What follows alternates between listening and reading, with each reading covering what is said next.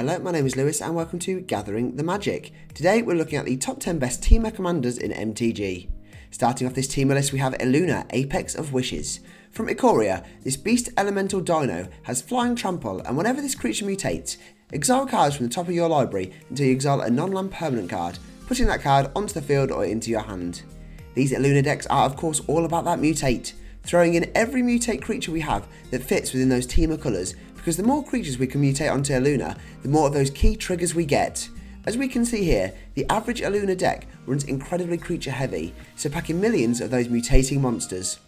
Finally, with that Illuna exile cards trigger, get your deck filled with all of those super high mana value cards, whether they're other creatures, enchantments or any other non-land permanents that we can cheat onto the field and gain a huge advantage over our opponents.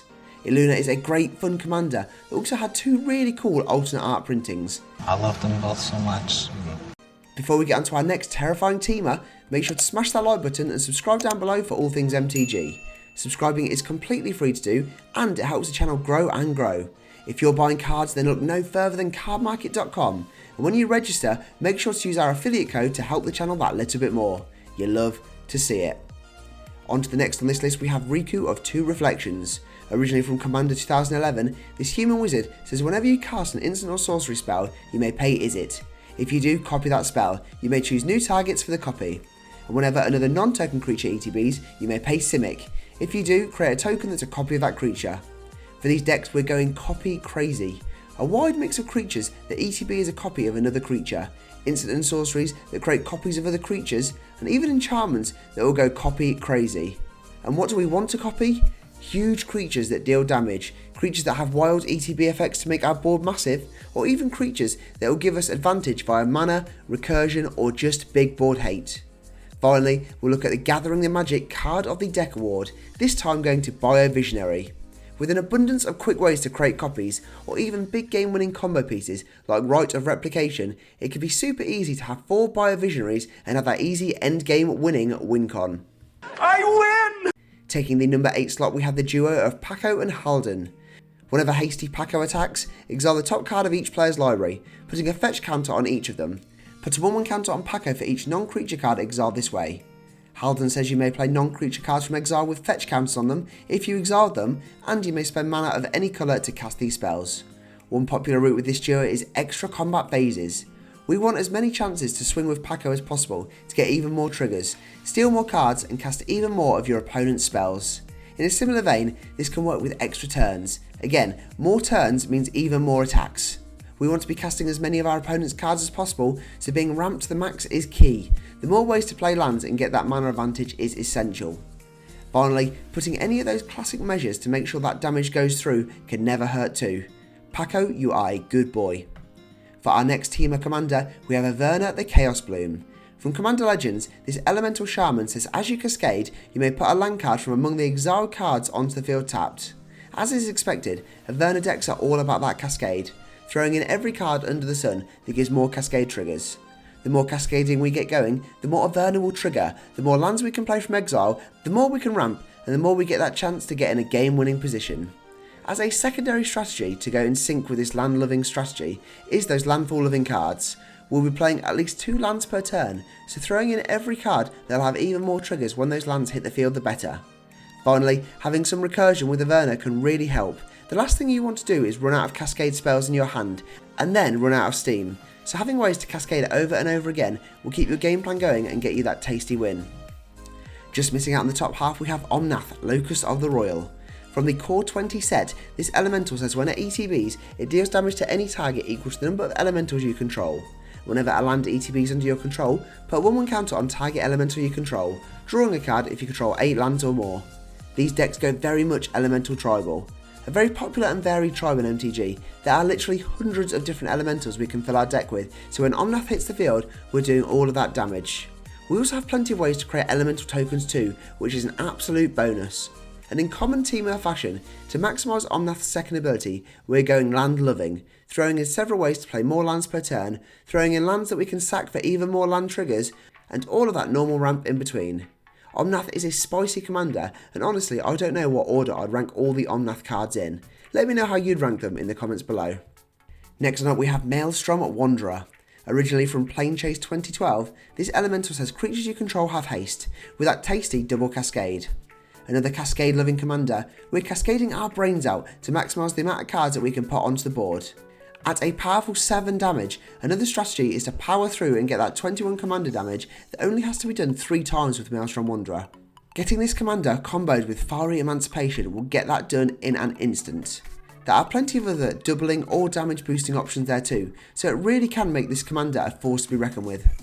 Finally, as this is a huge mana value commander, these decks not only go ramp crazy, but big spell crazy too. We're going to be able to afford big mana spells because we already have a big mana commander that needs to come out quick.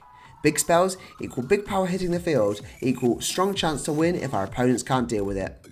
Narrowly missing out on that bronze medal spot, we have Cyrus, the Writhing Storm.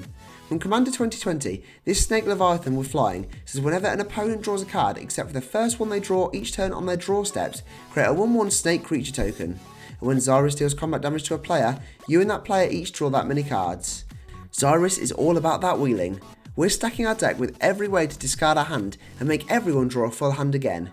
If all our opponents are drawing 7 cards, that's 21 snakes you're getting. We can also throw in many ways to make our opponents draw even more cards. You never know, you can even make your opponents mill if you get that draw crazy. These decks also pack in plenty of those pinging cards. Ping when you create creatures, ping when you sack a creature, so much tiny damage that you'll be killing your opponents in no time. Finally, play all those cards that create you an advantage when you're drawing all those cards, and you'll be at such an advantage with your snake army that your opponents will be pissed. Did that sound like a snake? I don't know. Coming in as the 3rd best commander is Calamax the Stormsire. Another from Commander 2020, this elemental dino says when you cast your first instant spell each turn, if Calamax is tapped, copy that spell. You may choose new targets for the copy. Whenever you copy an instant spell, put a 1/1 counter on Calamax. These decks are going instant crazy. We want to play an instant on each and every turn so we can maximise that Calamax trigger and double the benefits of each instant. We're not stopping there though, we're adding in many ways to double down on doubling down. Plenty of enchantments and other cards that allow us to make even more spells and cause even more chaos. There are plenty of cards too that can benefit us when we cast or copy spells, allowing us to draw some cards, scroll from the top of our deck and many more. Finally, throw in all those usual is it instant loving cards, they'll really put you in a strong position to win the game. Get in that Wilderness Wreck too. Get all of that mana untapped to keep on going. Runner up for the best teamer commander, we have Anima, Soul of Elements. Originally from Commander 2011, this elemental gives you protection from white and black.